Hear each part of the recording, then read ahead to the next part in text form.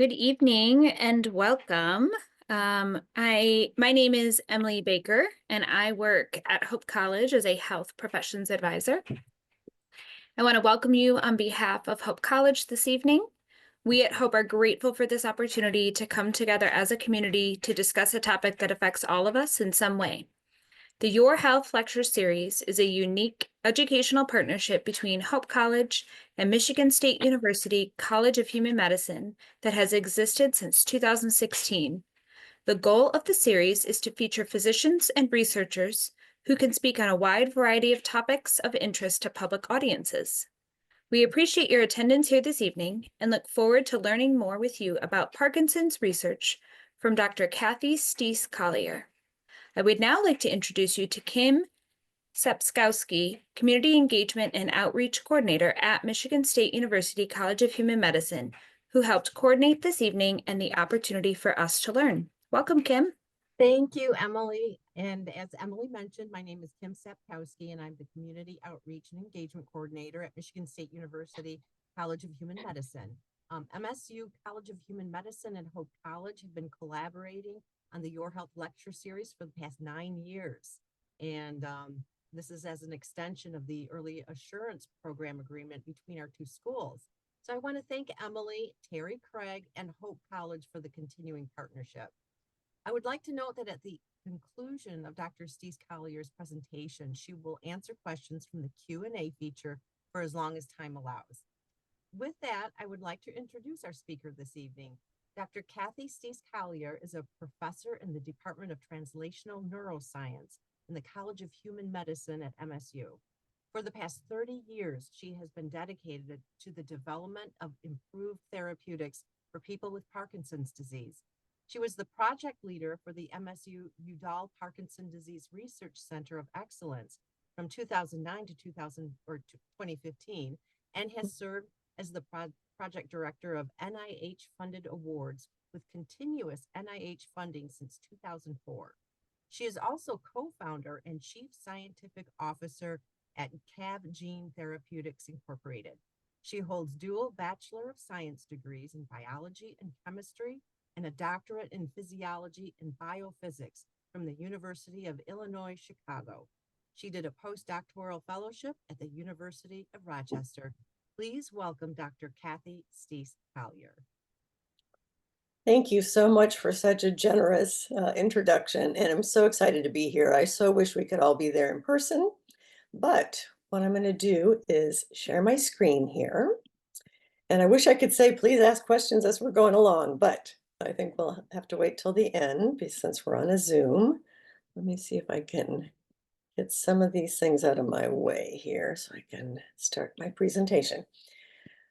All right, so what I am going to share with you today is our adventure on trying to develop a new therapeutic for reshaping Parkinson's disease through something called advanced virotherapy. And most of you might have heard of this, excuse me, as gene therapy, which may be more familiar to you. So what I'm going to do is kind of take you on a journey of how we've gone from the research bench to hopefully taking our therapeutic to the bedside so that we can help patients with Parkinson's disease. Let's see if I can move this on to the next one. Okay, excuse me. So I just wanted to disclose real quick, as Kim mentioned, I am currently funded by the National Institutes of Health to study this current subject matter, and I'm the co-founder and chief scientific officer for CAV Gene Therapeutics, and I'll mention a little bit about why we've started that company at the end. So the objectives today are to provide you with an update of the current state of clinical care for people with Parkinson's disease, since this is what I'm interested in studying.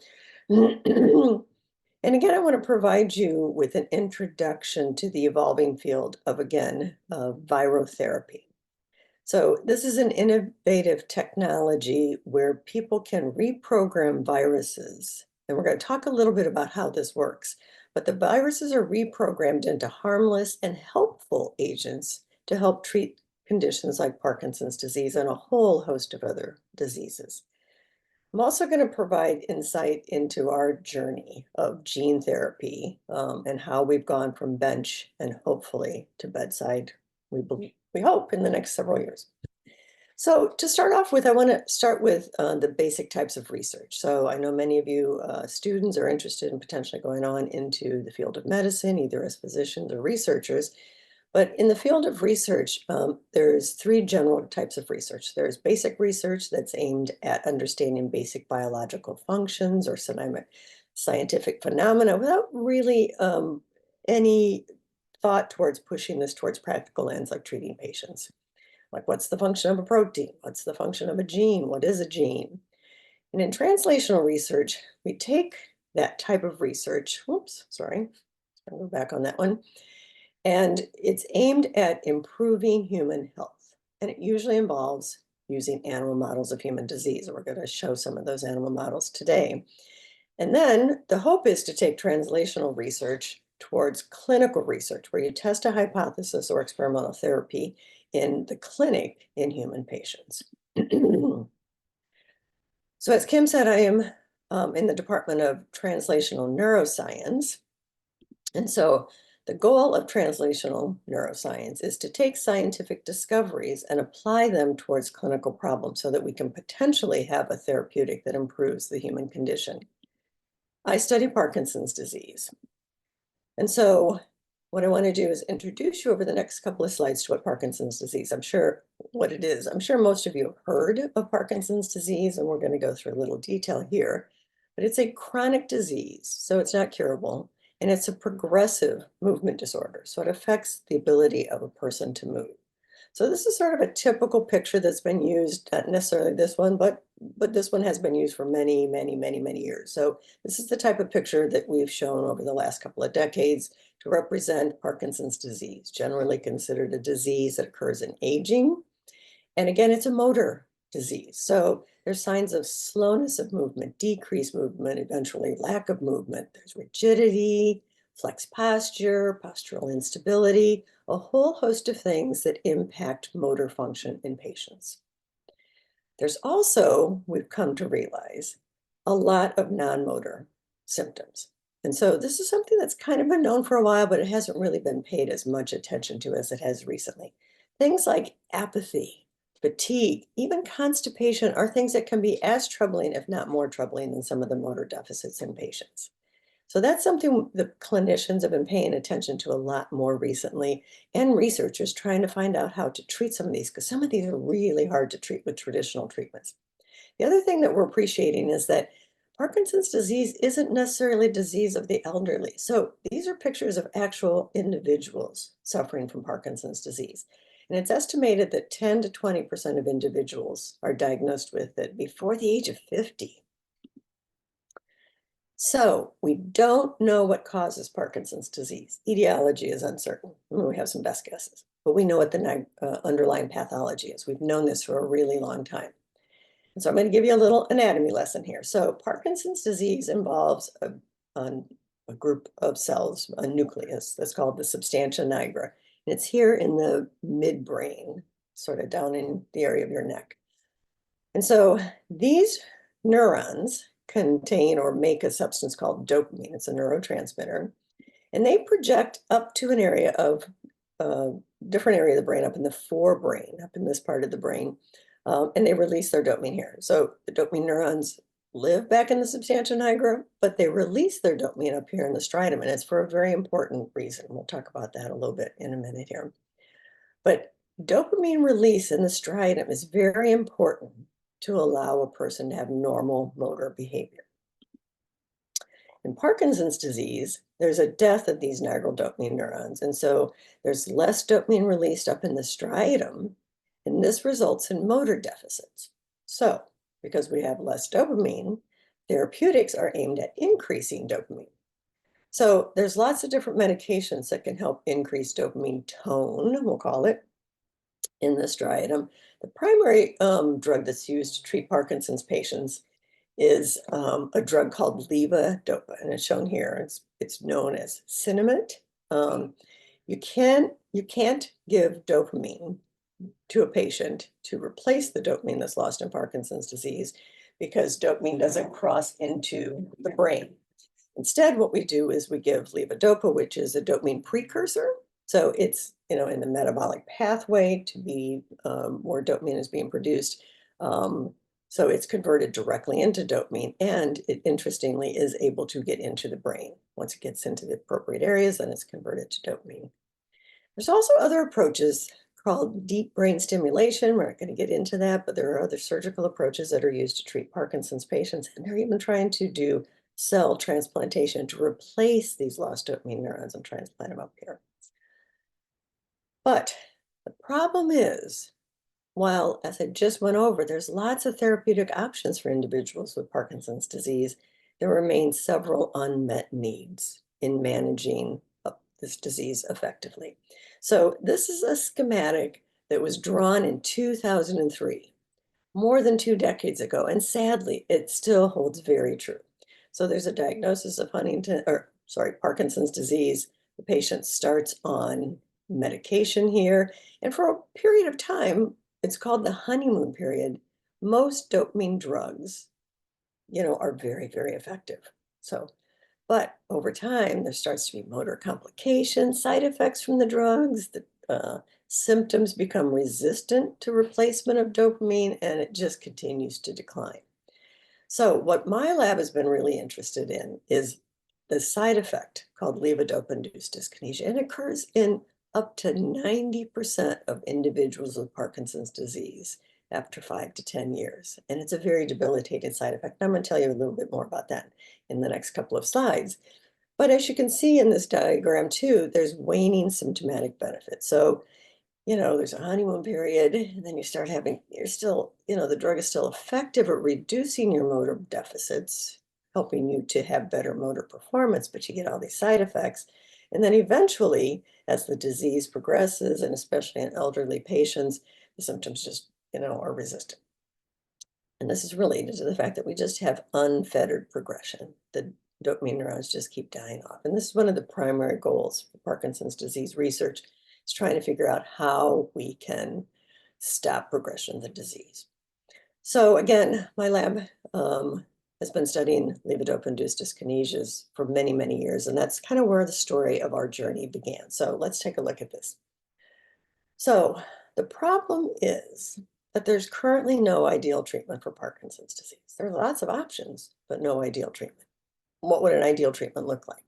So you would want an absence of side effects. If I'm taking a drug and I have Parkinson's disease, I certainly don't want the side effects. And I would want the benefit that I am experiencing early on to be maintained. Well, we know that neither of these are true. So what's the solution? We're hoping that understanding the reason for these therapy failures, development of side effects, waning efficacy, might allow us to develop better therapeutics for people with Parkinson's disease. So this is where our basic science discoveries come in. And in order to make basic science discoveries, we need animal models of Parkinson's disease and levodopa-induced dyskinesias. So let's take a little bit of a look at that. So this is where our journey began. Again, it's with the levodopa-induced dyskinesias. So what is a levodopa-induced dyskinesia? So it's an involuntary set of movements. They're choreiform, so like chorea means dancing. So they have excessive dance-like movements, ballistic, jerky movements, and painful abnormal muscle tones, dystonias. You can see in this picture here, let me back up just a second here. So LIDs, levodopa-induced dyskinesias, are also a major source of morbidity and disability for Parkinson patients, and significantly impact the quality of life and need for caregiver support. So this is a woman who has Parkinson's disease who has agreed to have her picture shown here.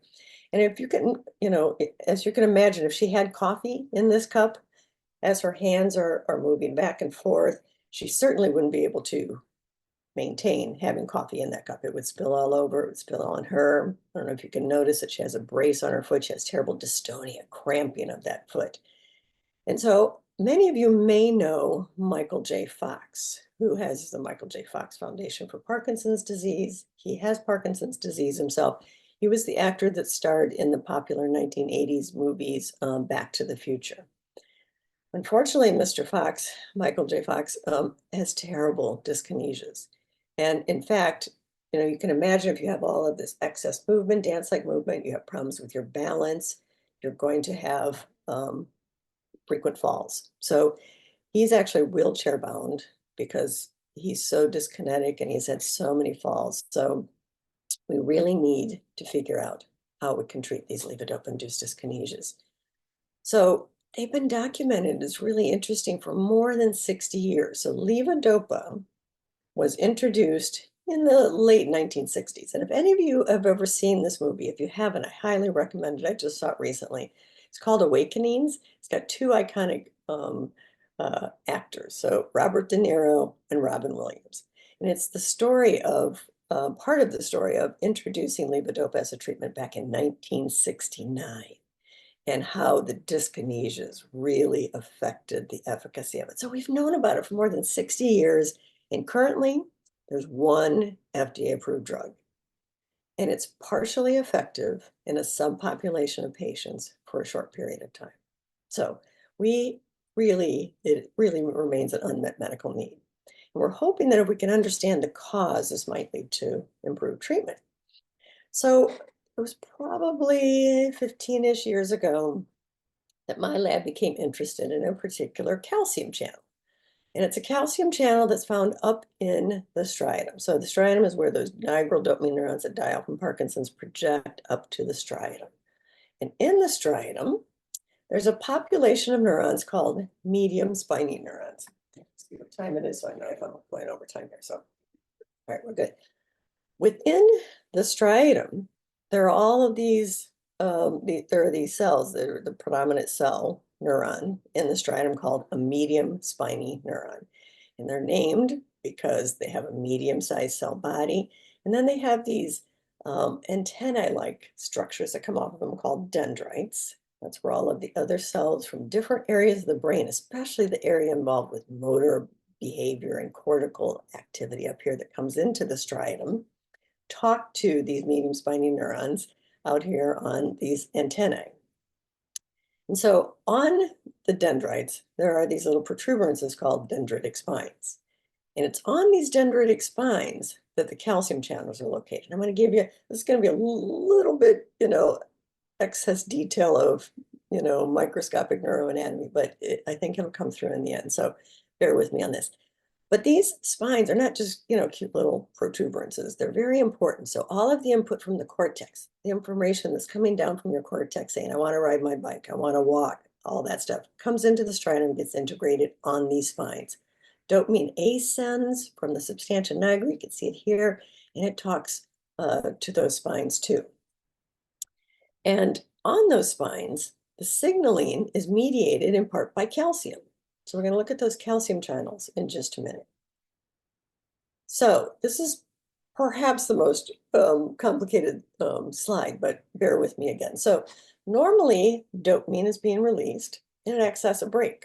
So it limits the amount of calcium.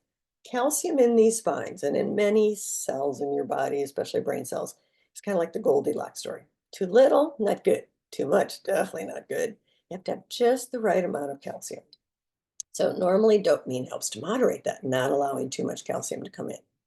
So dopamine dies off in Parkinson's disease, and you get this excess intracellular calcium. These calcium channels no longer have a brake on them, and there's an excess amount of calcium that comes in. And to protect the neuron from the abundance of too much calcium, those spines retract, which you can see here. It's kind of, faded out here. And it's shown here in a better example. So this is what, that little dendrite with all those spines coming off of and all these connections being made onto it. And in Parkinson's disease, you lose all those spines. And so where's that information from the cortex saying, I want to ride my bike? Where's that going to make a connection? Well, it's interesting. What we found was that when we gave levodopa, and the rats developed dyskinesias. I'm going to talk about that model in just a minute. You could regrow those spines. At first we thought that's great, but oops, those spines come back abnormally shaped with abnormal inputs, and they show evidence of circuit miswiring. And this was associated with the presence of levodopa-induced dyskinesias. So we thought, okay, We can't stop dopamine loss yet, but can we stop spine loss? If we could somehow get dopamine or those calcium channels to not be so overactive. So here we have Parkinson's disease with no spine loss. How could we accomplish that? And if we could accomplish that and we gave levodopa then, and there's no miswiring because there wouldn't have to be any rewiring, could we then prevent and not have the levodopa-induced dyskinesias? So what we need is something that can block or plug up those calcium channels that become overactive because the dopamine's gone. Can we block the calcium channels? Yes, we can. So there are something called CAV. So these calcium channels have a particular name. They're called CAV 1.3. That's just their subtype 1.3. There's 1.1, 1.2, 1.3. So these calcium channels on the spines are 1.3. So there's sort of a ubiquitous one that affects all of the CAV1 channels, and it's a blocking drug, an antagonist. So that's nice. We can come with a drug and block these channels. Do we have a model for Parkinson's disease? And more in particular, do we have a model for levodopa-induced dyskinesias in the lab? Well, yes, we do. So rats have similar neuroanatomy to humans. They have a substantia nigra, and those substantia nigra dopamine neurons project up to the striatum and release dopamine up there. So what we do is we inject a toxin called 6-hydroxydopamine into the substantia nigra. We do what's called a stereotaxic brain injection. And then those dopamine neurons die off, and we lose dopamine in the striatum. And we administer levodopa chronically to our significantly Parkinsonian rats. And they develop dyskinesias that are very similar, both neuroanatomically, neurochemically, and actually phenotypically. So in their appearance, they have this chorea-like movement, stereotypy, dystonias.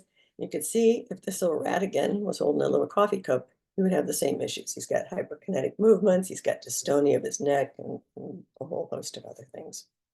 So this allows us to test our ideas on mechanisms and potential treatments. So we moved forward using the drugs that are available. They're called isradipine and nimodipine. And we attempted to quiet down the activity of those calcium channels, the CAV 1.3 calcium channels. Unfortunately, these drugs are mostly made to act at CAV 1.2 calcium channels, which are found mostly in your cardiovascular system. And in order to get a high enough dose to actively inhibit these CAV 1.3 channels, the dose would be too high and would cause a lot of cardiovascular side effects. So the drugs that are available are very weak. So they led to partial and transient efficacy. So they told us that, if we could potentially get something a little stronger, it looked like it was having some benefit. So we turned to virotherapy or gene therapy. And so my colleague, Dr. Frederick Manfredson, who used to be in the same department with me, translational neuroscience here at MSU, but was recruited away to the Barrow Neurological Institute, where the Muhammad Ali Parkinson Center is. And he is a viral vector expert. So what he did was he reprogrammed a virus to make it harmless and helpful. So we used this viral vector, which expressed something to break down and prevent the production of CAV 1.3 channels. So we use this viral vector that Dr. Manfredson designs. We inject it, it enters into the brain cell, the medium spiny neuron, gets into the nucleus, and ends up causing a decrease in protein synthesis. So we have less of those CAV channels. So even if they are open, they're not allowing as much dopamine in there. This allowed us to have potent and brain region specific target engagement. And the brain region specific part is really important because there's CAV 1.3 calcium channels throughout your brain and in various different areas, particularly in the hippocampus, which is involved in learning and memory. And if we inhibit CAV 1.3 by just giving a drug, you may improve Parkinson's symptoms, but you're going to induce something like an Alzheimer's-like effect. So here we can take our viral vector, inject it into the area we're interested in, and get potent targeting of our construct. So In our first set of studies, which is an approach that is often used in translational neuroscience, we used young male rats. We made them Parkinsonian, and we used this model as our proof of concept. If it didn't work, there was no reason to go into aging animals, which are very expensive and take a long time to develop because we have to age them out. And so again, for proof of concept, we just started with young male rats. What we found was really extraordinary. In young male rats, injecting that viral vector into the striatum, we could completely prevent these levodopa-induced dyskinetic behaviors. So here is our control vector. It's just a scrambled vector that has no effect on the cap channels. And so if we give increasing doses over time of our levodopa, we start with a low dose, go up to a moderate dose, increase to a high dose, which is our usual high dose. Then we decided to push it a little further up into what we called an extreme dose. You can see that these animals become very dyskinetic. So they have, extension and dystonia of their hip and their hind leg. They've got, you can't see it in this picture because this is a still picture, but they've got choreic movement, dance-like movement of their arms and their neck. If we give the calf channel into the striatum, we completely prevent the animals look largely normal. There's some licking and chewing and sniffing, which gets rated as a little tiny bit of behavior here. But going across these doses into these extreme doses is something that had never been seen before. And when we used, and another group had done this study with the drugs, the CAV 1.3 antagonist drugs, there was a little bit of reversal. So you could kind of prevent it, but then it just kind of went back. But prevention, sorry, but there was no ability to reverse. Once you had this behavior, there was nothing that could reverse that. What we showed with this viral vector was we induced dyskinesia in our two groups, the black group and the red group here. So our scrambled control group and our CAB group, they both reached high levels of dyskinesias. We gave the vector here. The scrambled control animals continued on with high levels of the dyskinetic behavior. And the CAB animals developed or showed a reversal, a very notable reversal of CAB or of levodopa-induced dyskinesias. Sorry, I guess it's late. All right, so this was really outstanding, but age is the greatest risk factor for Parkinson's disease. Even though Parkinson's can occur in younger people, age is the greatest risk factor for Parkinson's. And there's well-known sex-related differences both in Parkinson's disease and in levodopa-induced dyskinesias. So our next step, we wanted to do our target validation and take it into another set of animals. So we used aged male and female rats this time. And I'm not going to show you the details of this for the sake of time, but suffice it to say that therapeutic benefit is maintained in older male and female Parkinsonian rats. We've got one publication on this and the other one is shortly going to be published. But what we're finding when we use the older animals and the male and females is that not unlike many Parkinson's disease clinical trials, there was more complex, less straightforward results that demonstrated more variability, especially in the females. And we can talk more about that later if anybody's interested. But suffice it to say that even in aged male and female rats, there was a dramatic prevention and reversal of levodopa-induced dyskinesia. All right, so the goal of translational research, again, is to improve human health. So what was our next step? So this gene therapy approach, or virotherapy, provides some of the most profound anti-dyskinetic behavioral benefit reported to date, and that remains true today. And if we could translate this into patients with similar magnitude, this would provide a much needed breakthrough in the treatment of Parkinson's disease. But are we ready for the clinic? Are we ready to take it into these individuals? My dad has Parkinson's disease. Am I ready to tell him that this is something he could try? Well, if possible, it is always best to continue to advance your research into a model that's more similar to humans. So prior to bringing this therapy to patients, we felt very strongly that we should take it into a non-human primate model. So if it works in a non-human primate, it's more likely that it'll work in a human primate. So we established collaboration. We have a very large grant from the NIH right now where we're doing what we call our phase 2 preclinical studies. This has been done in collaboration with a longtime collaborator of mine, Dr. Jeff Cordover, who directs the primate research out at Arizona State. So we next examined the impact of reducing striatal CAV 1.3 channels in this gold standard model. So the subjects that were used for this study were aged, and these are quite old, a little older than we had wanted, but I think that turned out to be really interesting, male and female macaques. So Frederick, the viral vector expert, had to generate a new viral vector, one that was compatible with the genetics of the primate brain.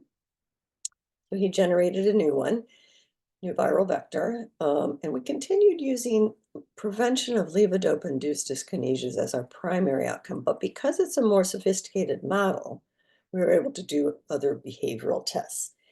But the importance of this was also to further our understanding. We wanted to make sure that our virotherapy didn't negatively impact the existing level of Parkinson's. So it may reduce the induction or reverse dyskinesias, but if it makes your Parkinson's disease worse, then that's not good. The other thing is that there's a lot of therapy drugs that can lessen dyskinesias. And you can lessen dyskinesias by reducing the dose of levodopa that you give to a patient, but that reduces the motor benefit. So we wanted to make sure that our viral therapy didn't impact or reduce the motor benefit. So I'm going to show you first the prevention of the dyskinesias, and then I'll show you a little bit about the unexpected findings we had with the motor behavior. So I'm not going to go into a lot of detail here, but just like with the rats, we rendered the non-human primate subjects Parkinsonian. And for this, these studies, it takes a much longer period of time. They were rendered Parkinsonian, then we kept them stably Parkinsonian for a long period of time. This was a little longer than we normally do because the pandemic mandated that we had a few months where we couldn't interact with treatments and stuff like that. But we knew that if they were stably Parkinsonian for this long period of time, they're not going to just spontaneously recover.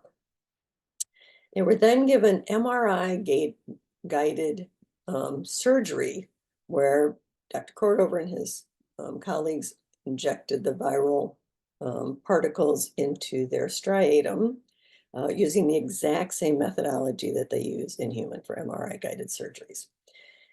The gene silencing ramped up over time. So we had 2 male and 2 female. You can't have as large of numbers of animals when you're working with non-human primates for ethical reasons. Unfortunately, 2 of our scrambled control animals ended up dying because of old age, but we have some pretty compelling data anyway. So I'll show you what we've been able to find. So once they received the viral vector and we allowed for the gene silencing to ramp up, they were then treated with levodopa. They got it twice a day. And again, we use this dose escalation paradigm. They were given levodopa for almost 6 months. So our primary behavioral endpoint was the dyskinesias. And again, after 6 decades after its introduction of levodopa, LIDs remain an unmet clinical need. And what we found, similar to the rats, was that in the non-human primates, it could protect against levodopa-induced dyskinesias very significantly. So I'm going to show you several different representations of this data, and I can't show it all to you for the sake of time, but you can see that the 2 control animals develop quite significant dyskinetic behavior. This animal developed really severe dyskinesias, and this one more modest or moderate levels of dyskinesia. That's very similar to what you see with patients. Even with the same level of Parkinsonism, some patients develop very severe dyskinesias and other much more modest. Some don't develop it at all. That's that 10% that don't, but most of them do. What you can see in the CAV animals, all 4 of these animals showed a muted development. And any of this dyskinetic behavior that ended up getting rated was licking and chewing behavior, sort of the stereotypic behavior. So it wasn't typical dyskinesias.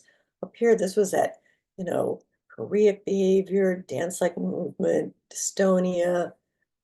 And it's even more evident if we look at it in this fashion. So you can see again, as we go up, the dose is 20 milligrams per kilogram per day, or 20 milligrams per kilogram, 30, and then up to 40. Especially at this point, you can see that the calf animals really show a dampened development of dyskinetic behavior. It becomes even more tight. The data becomes more tight, and we saw that in the rats too. Not sure why that is over time and with dose escalation. So we could completely prevent dyskinesias. So this was really compelling, but we've also found some really interesting things, unanticipated observations that suggest that this virotherapy may actually be disease modifying. So I'll show you what evidence we have of that. So we did 2 behavioral tests where we were able to look to see if our viral therapy affected their Parkinsonian, disability. And we also looked at it in the presence and absence of levodopa to make sure our viral therapy didn't affect the benefit of levodopa. So the first task that we did was something called the hand reach task. And so it's a measure of fine motor behavior and motivation. So this is a test cage, and you can see that it's fitted with a little apparatus. It's a little plexiglass apparatus, and it's got some recessed wells that are closer and further away from the animals. And we put their favorite little treats in there. Some of them like gummy bears, some of them liked marshmallows, some liked cereal, some liked apples. And so we would put it in there, and then they would have to use their fine motor skills to grab out a treat. So, you can imagine if you're old, it's a lot of work to take that out. And, you have to be really motivated. And if you're old and you're Parkinsonian, it really takes a lot of motivation. So this is at the baseline before they were made Parkinsonian. You can see there's a little bit of a learning component. And, it takes a little bit of extra time. It's not down to 0 because they are old. Then when we make them Parkinsonian, it takes them significantly longer to be able to retrieve those treats and to want to retrieve those treats. And just by chance, that 4 animals that were assigned to the CAV viral therapy group had significantly higher disability. But what we saw after we gave the vector was that in the CAV, or the scrambled control animals in the blue here, you can see that this disability continues over time, over the next, 6 months. This is 8 months, very stable. Over the next 6 months off medication, and even in the presence of levodopa, there's no response to the levodopa and there's stable disability. In the animals that receive the CAV, in the orange here, you can see that there's a significant decrease from the baseline over time in the absence of medication. And in the presence of medication, I do have at the end of the slides here, if we want to talk about this, I don't have detailed, there's a complex slide that I have that can show you that there is an effective medication in these animals, but it only was early on. You could see that these time points versus these time points, there's a definite impact of the levodopa medication. But because off medication, they seem to have reversal of their motor deficits without any kind of therapeutic intervention, like no drug intervention. There was not any difference at the later time points in the on behavior. So there was definitely a significant response to the levodopa, but again, it was mostly in the beginning. I want to show you one last thing related to this behavior. And if we look at individual animals, again, when you're working with small numbers of animals, you want to kind of see what each individual animal is telling you, kind of like a case study. So this is one animal that was our control animal. This is another animal that got the CAV shRNA vector virotherapy. And you can see that again, early on, they're pretty fast in, taking the treats. And then shortly after MPTP, they just stop, especially with the hand that's more impaired, and it's related to how we treat the animals. They can use it, but they just choose not to. Those little gummy bears aren't worth it, so their motivation is really impacted. This maintains, again, over the next 6 months in the control animals, they just don't use it. They can still walk around their cage, they can play with their toys, but, this behavior is tough and they're just not interested in doing it. In 2 of the 4 cab animals, they totally regained use of the hand. And this was both off medication and on medication.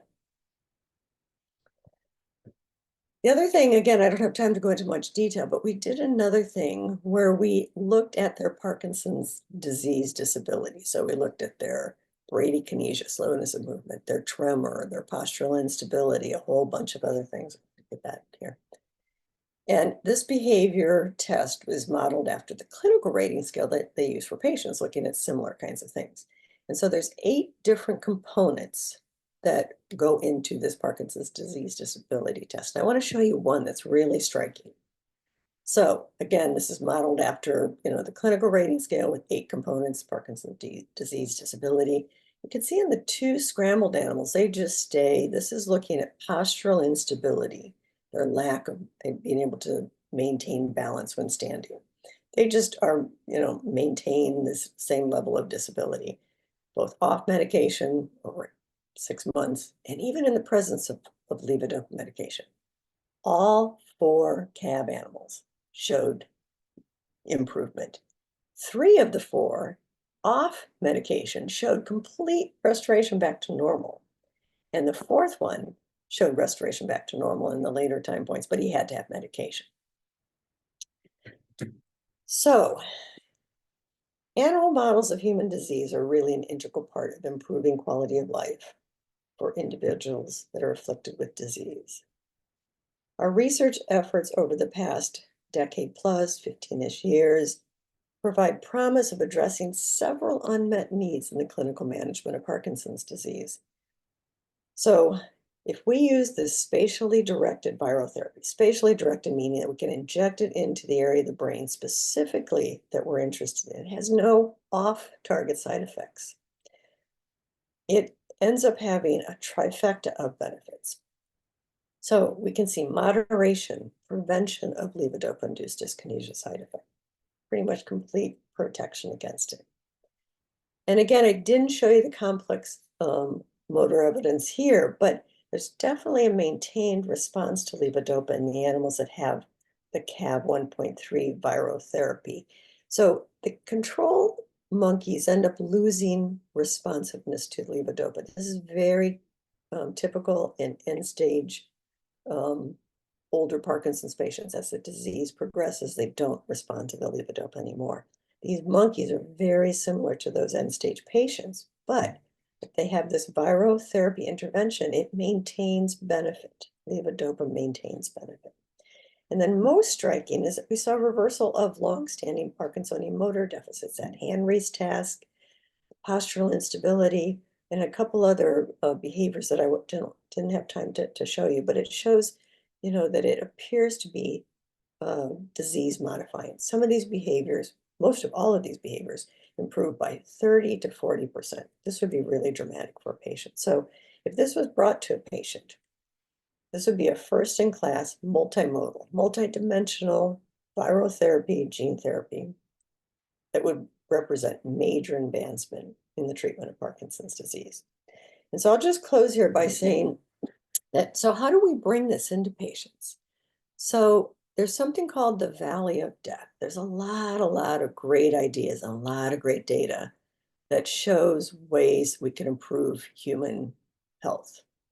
But then it backs up against something called the Valley of Death. There's a big valley where all of these promising findings are, but how do you jump over that crevasse and get into the realm of being able to test it in patients? There's a lot of expensive and time-consuming steps, and many steps that clinicians perhaps, but basic scientists for sure, translational scientists for sure, don't know how to navigate. But what I've been learning over the last couple of years as we hope to take this towards patient application is that we've done the following. So we needed to apply for a patent this therapeutic so that eventually, if a big pharma company wants to buy out a license for this and take it to patients, because it's very expensive, there has to be patent protection against that. Otherwise, they're not going to invest money into it. We formed this company that was mentioned in the beginning And this was formed for a couple of different reasons. It helps us to step between the laboratory into the clinical realm from a lot of different standpoints. So some of all of the grants I have right now don't allow us to do certain things, like we need to what's called humanize our virotherapy by doing, different things to the virus that will allow us to take it into patients. And that requires a different type of funding that requires us to have a company to be able to go into what's called a small business grant. And then it helps us with a whole host of other things.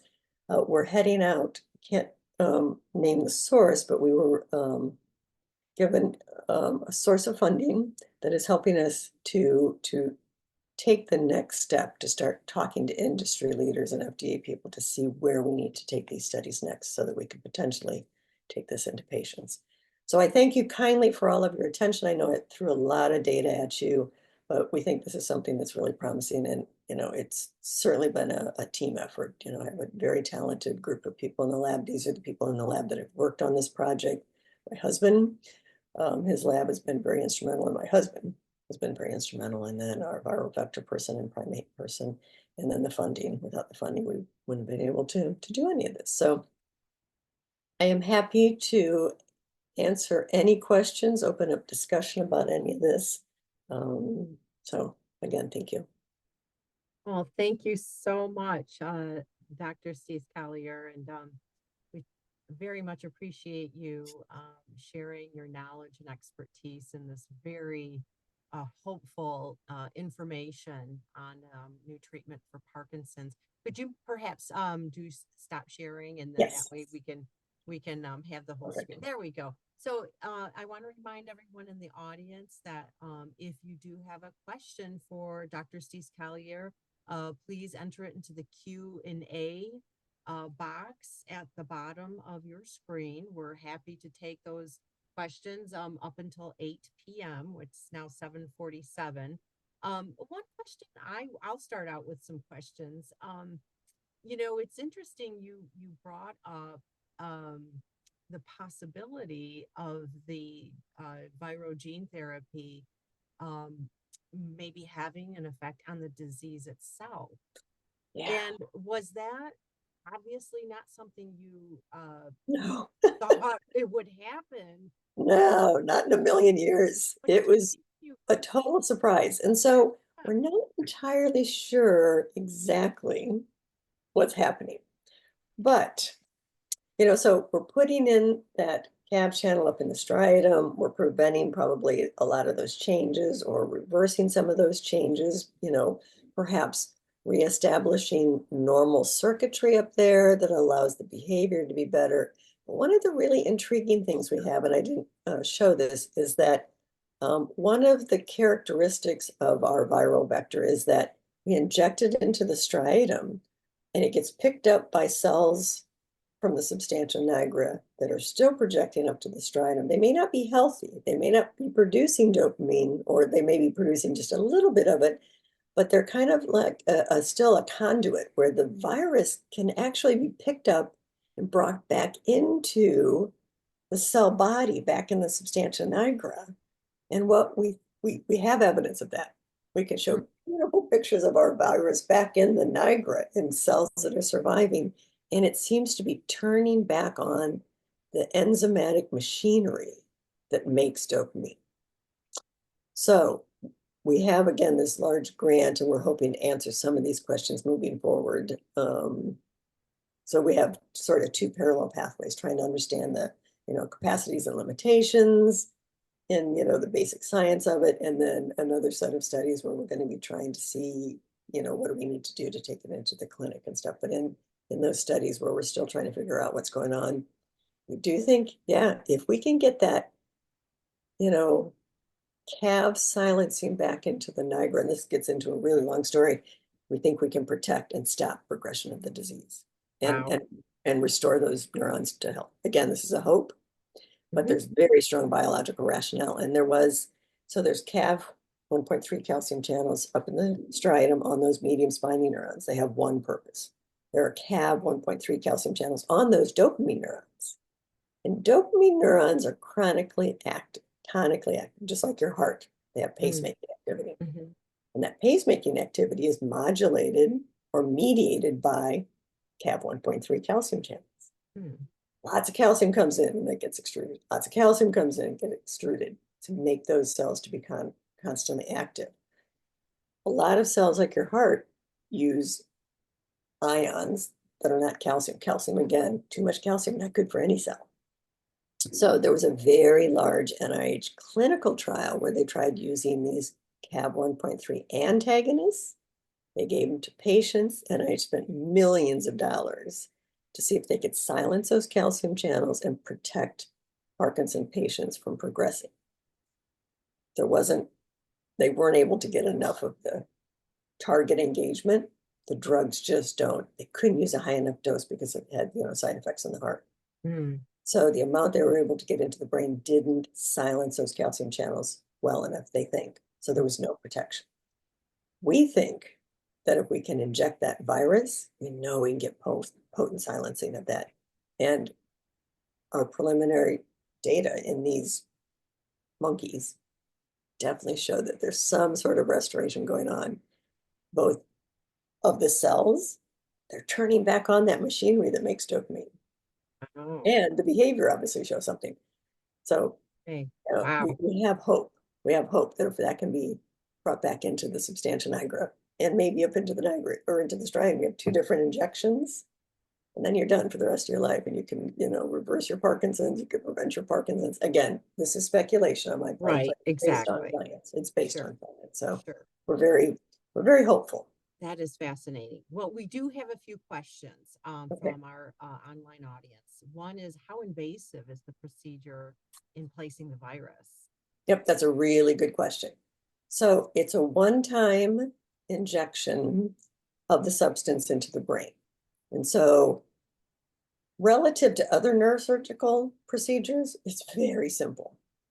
So there's a procedure that I mentioned in the beginning that's deep brain stimulation. So they put an electrode into the brain and then they hook up a pacemaker. You have an indwelling wire in your brain. It can break, it needs to be replaced, it can get infected. It has to be constantly monitored.